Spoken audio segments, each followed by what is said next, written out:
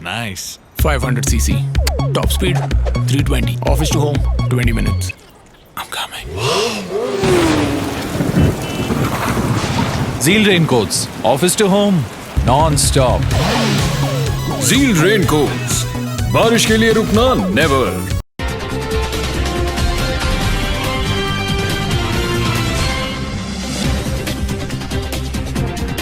iNews. Bharat माता की, भारत माता की जय जय श्री राम, हर हर महादेव।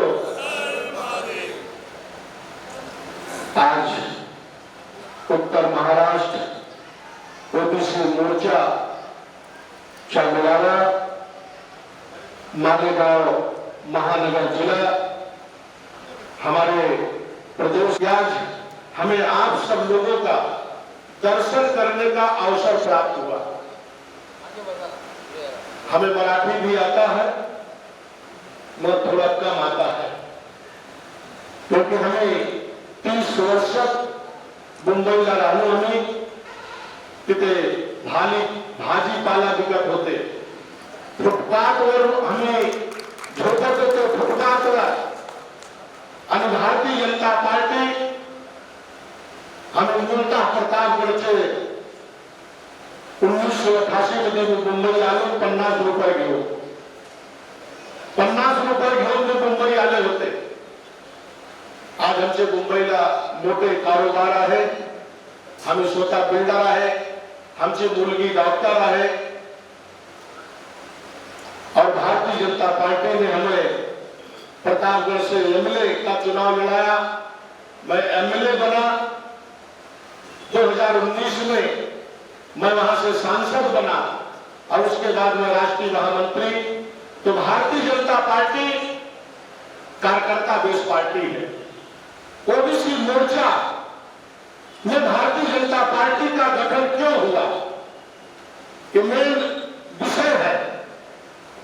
क्योंकि 2014 में हमारे देश के यशस्वी प्रधानमंत्री माननीय नरेंद्र मोदी जी ने जब इस देश की जनता ने उनको प्रधानमंत्री बनाया और एक ऐतिहासिक विजय हुआ, तो 2015 में माननीय मोदी जी ने ओबीसी मोर्चे का गठन किया। उसके पहले भारतीय जनता पार्टी में ओबीसी मोर्चा नहीं था। ओबीसी मोर्चे का गठन 2015 में हुआ और वो भी देश के प्रधानमंत्री ने इसको किया है। उनका सोच यही था, क्योंकि जब एक गरीब का बेटा इस देश का प्रधानमंत्री बनता है तो उसकी सोच थी कि ओबीसी समाज, शोषित, वंचित, दलित, पिछड़ा, किसान, नौजवान, इस समाज को मुख्य धारा में कैसे लाया जाए, इसके लिए ओबीसी मोर्चे का गठन हुआ।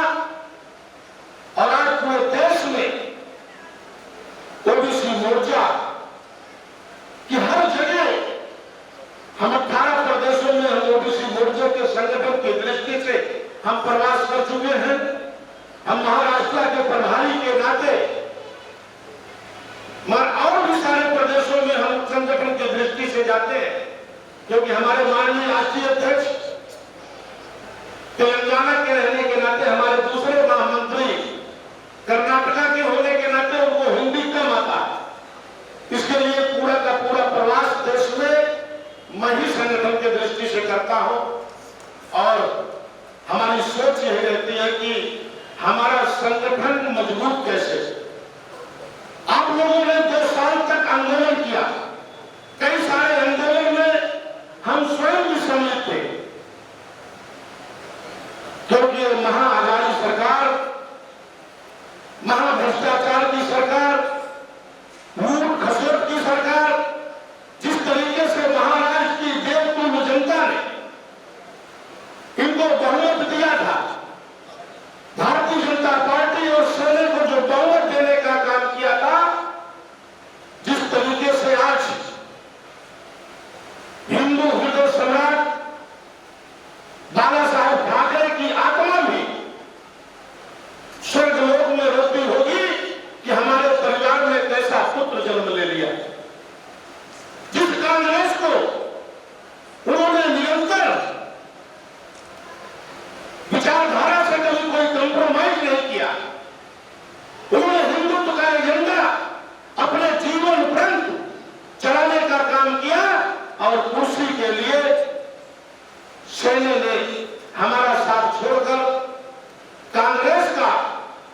गठबंधन करके सरकार चलाने का काम किया और ओबीसी समाज के आरक्षण पे, क्योंकि कांग्रेस ओबीसी विरोधी है।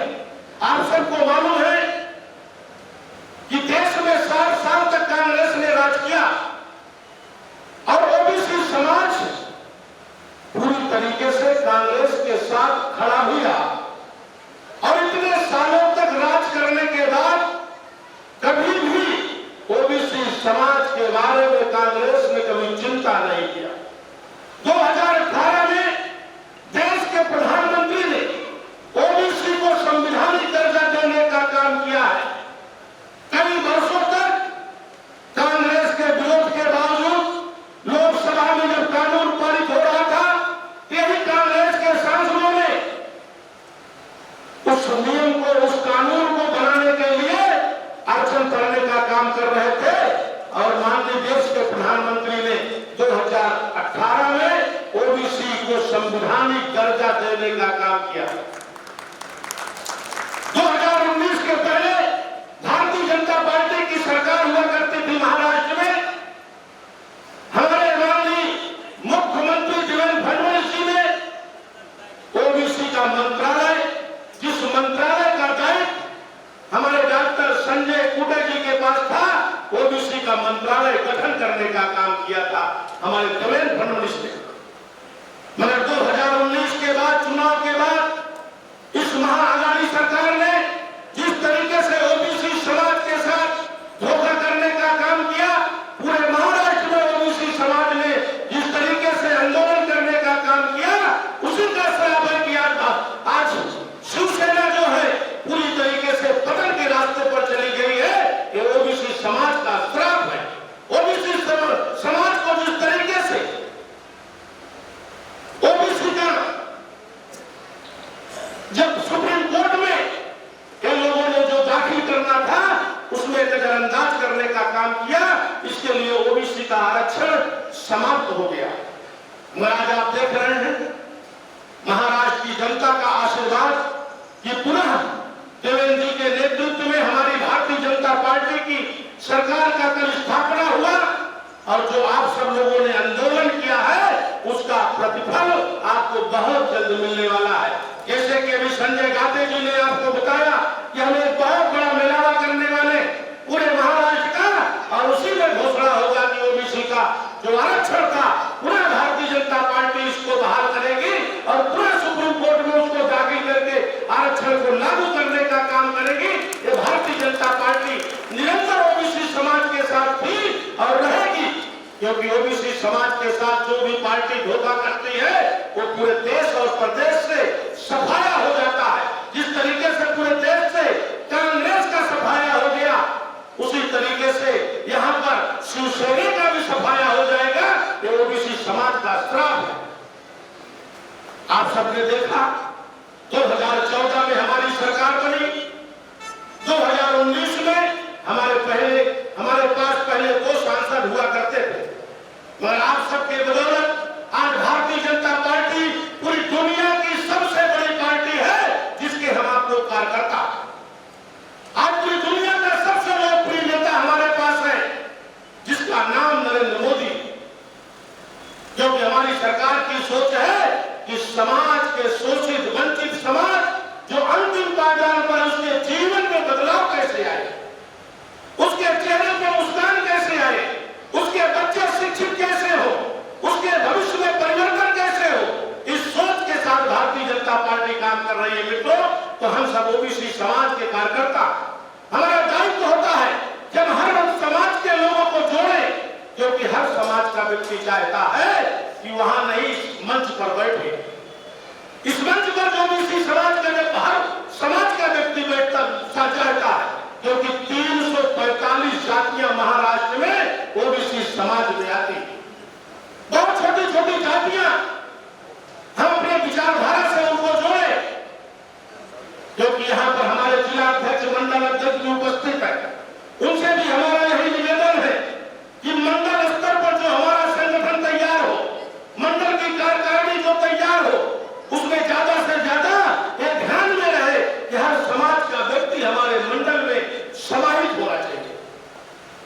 हर जिले में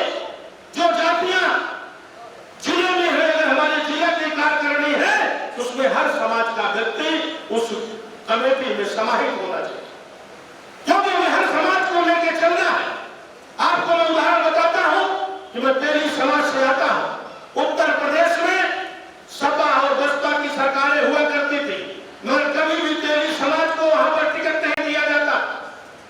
इतने बड़े पैमाने पर तेली समाज 80 लाख लोग वहां पर है उत्तर प्रदेश में।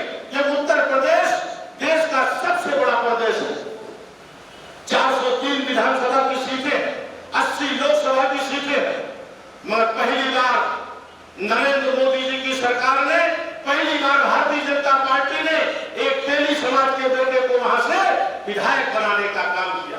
2019 में सांसद बनाने का काम किया। अगर ये सब संभव है तो भारतीय जनता पार्टी, क्योंकि माननीय मोदी जी कहते हैं कि गुलदस्ते की शोभा तभी बढ़ती है जब उस गुलदस्ते में हर तरह के फूल होते हैं।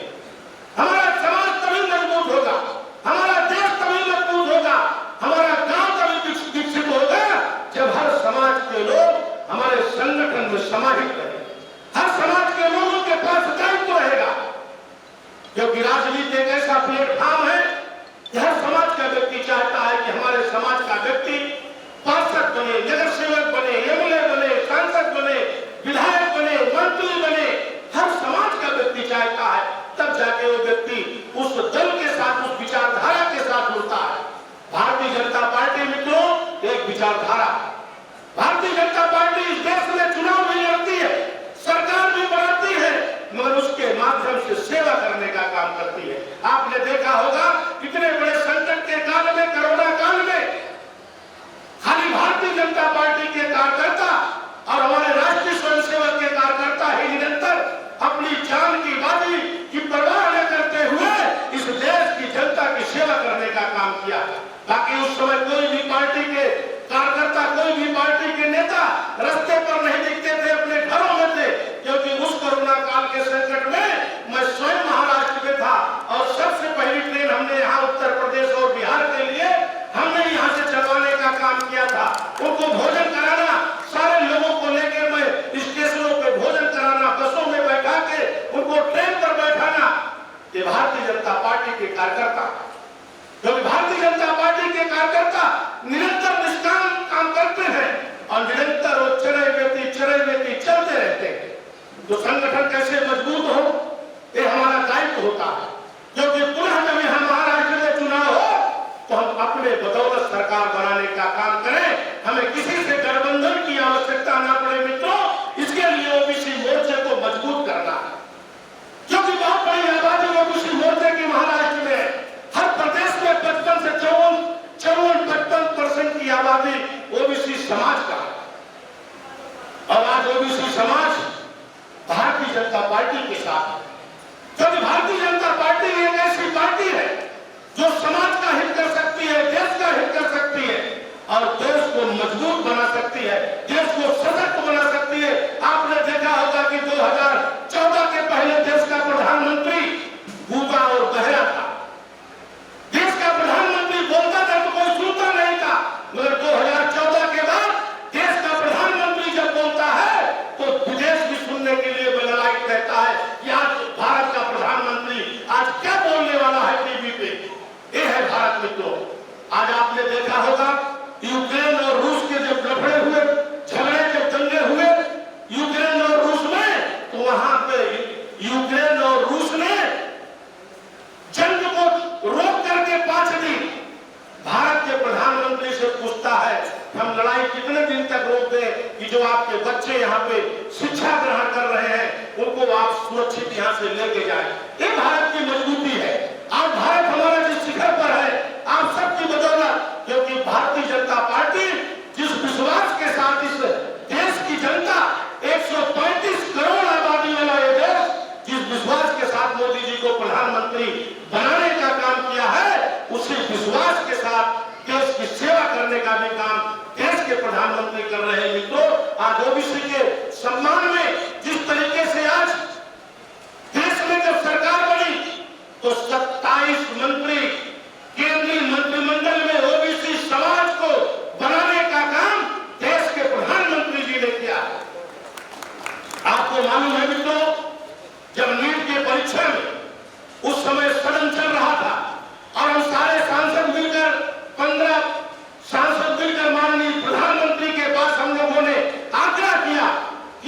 ओबीसी का नीट की परीक्षा में बच्चों के इसमें बहुत कठिनाइयां आ रही है, तो उन्होंने 1 घंटे में अनाउंस किया कि नीट के परीक्षा में 27% ओबीसी समाज के बच्चों को आरक्षण दिया जाएगा।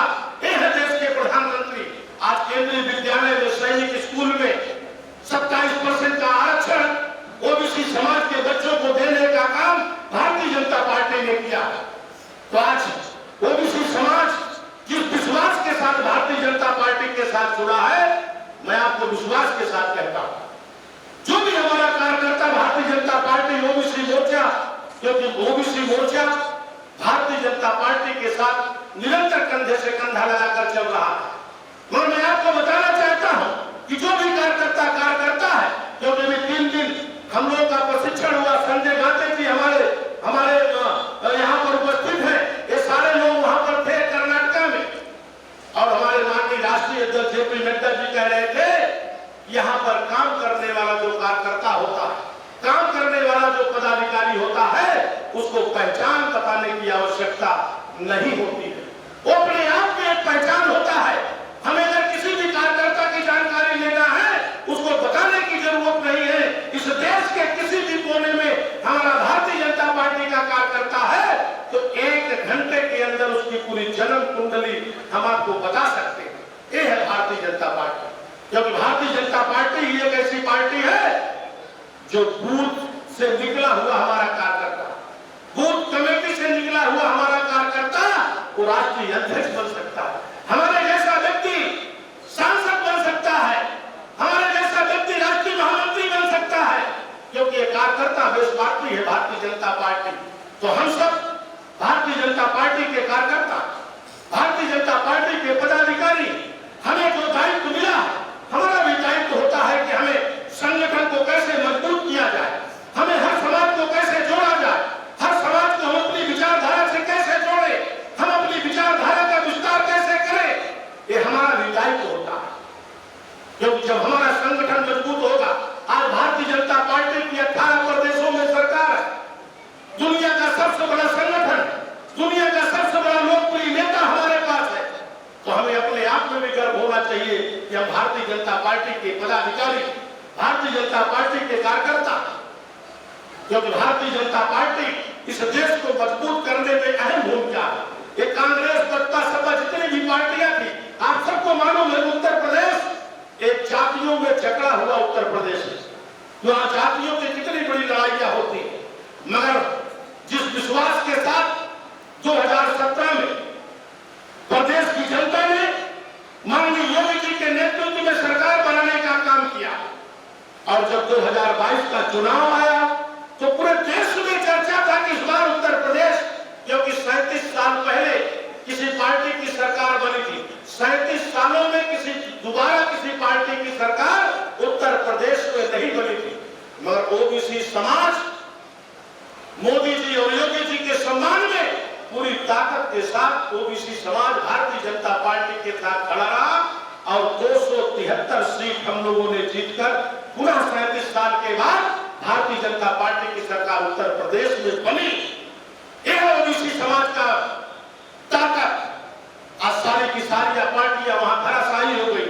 आपको मालूम है कितनी मजबूत पार्टी बसपा हुआ करती थी, मगर उसको एक भी सीट नहीं मिला उत्तर प्रदेश में, क्योंकि जातियों में बांटी हुई पार्टियां थी, जाति विशेष के लिए लाभ पहुंचाने का काम करती थी।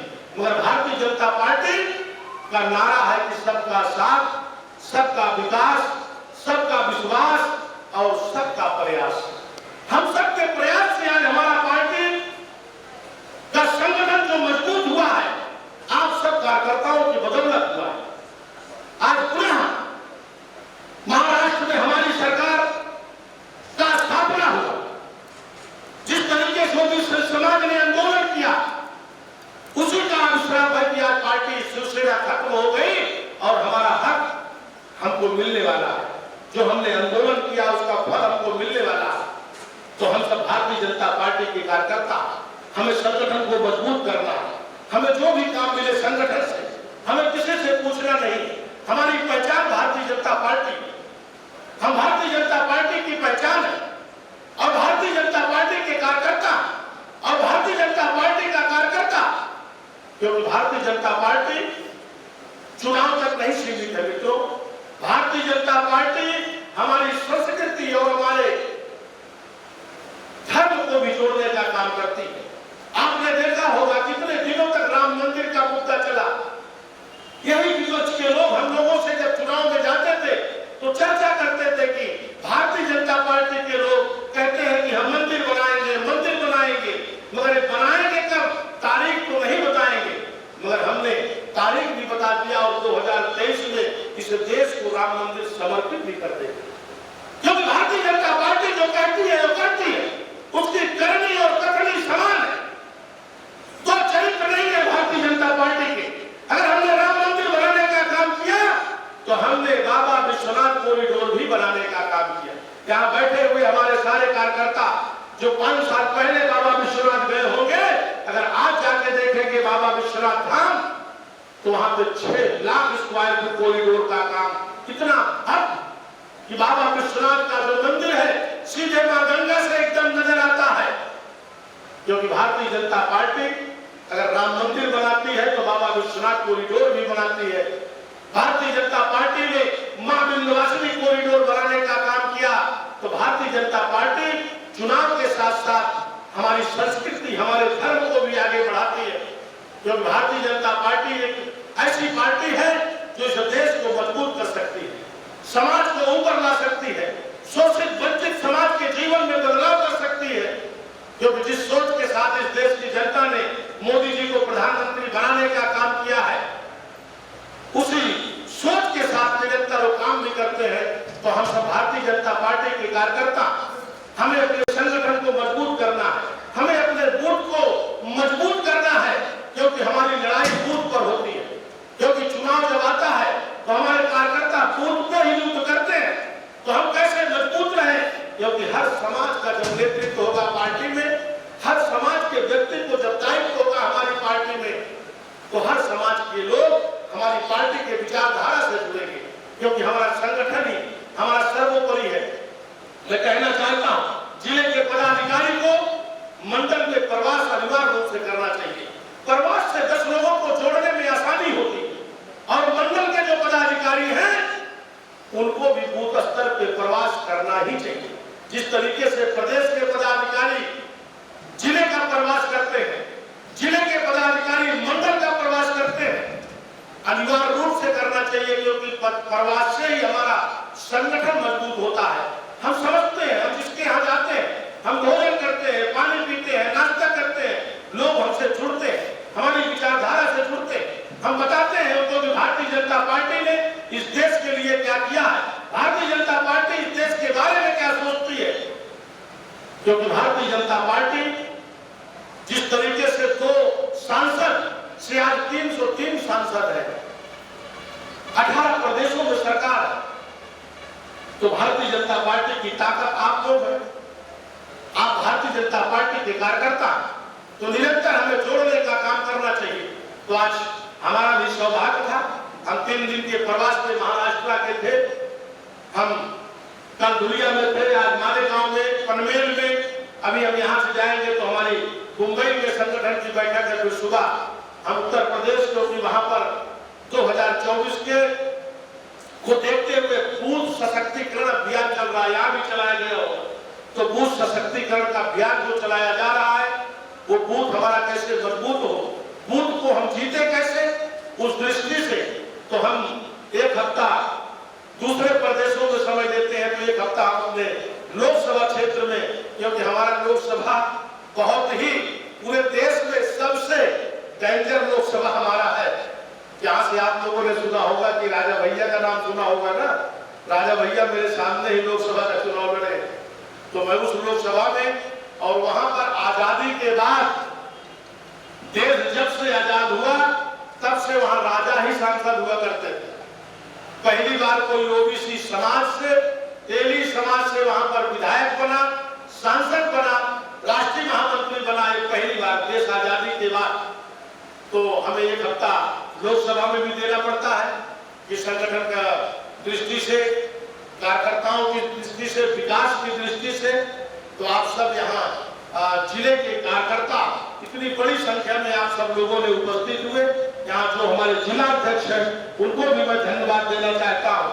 हमारे ओबीसी मोर्चे के जिला अध्यक्ष, हमारे वेदवादी के भारतीय जनता पार्टी के हमारे सुरेश जी, हमें उनको भी धन्यवाद देना चाहता हूँ। हमारी महिला आघाड़ी और महिला मोर्चा की जो पदाधिकारी हैं, आप सबको मैं धन्यवाद दे रहा हूँ कि आप सब इतनी बड़ी संख्या में यहाँ उपस्थित हुए। हमें विश्वास है कि हम संगठन को मजबूत करेंगे। संगठन ही हमारा परिवार है और संगठन जब हमारे मजबूत रहेंगे तो हमें चुनाव लड़ने में कहीं कोई दिक्कत नहीं आएगी। इसके लिए हमें जोड़ने का काम करना चाहिए कि आने वाला जो चुनाव है हमें किसी के साथ गठबंधन न करना पड़े, हम पूर्ण बहुमत की सरकार बनाएं और भारतीय जनता पार्टी के परचम को लहराएं। इसी आशा विश्वास के साथ मैं अपनी वाणी को विराम देता हूं। पुनः आप सबको धन्यवाद देते हुए भारत माता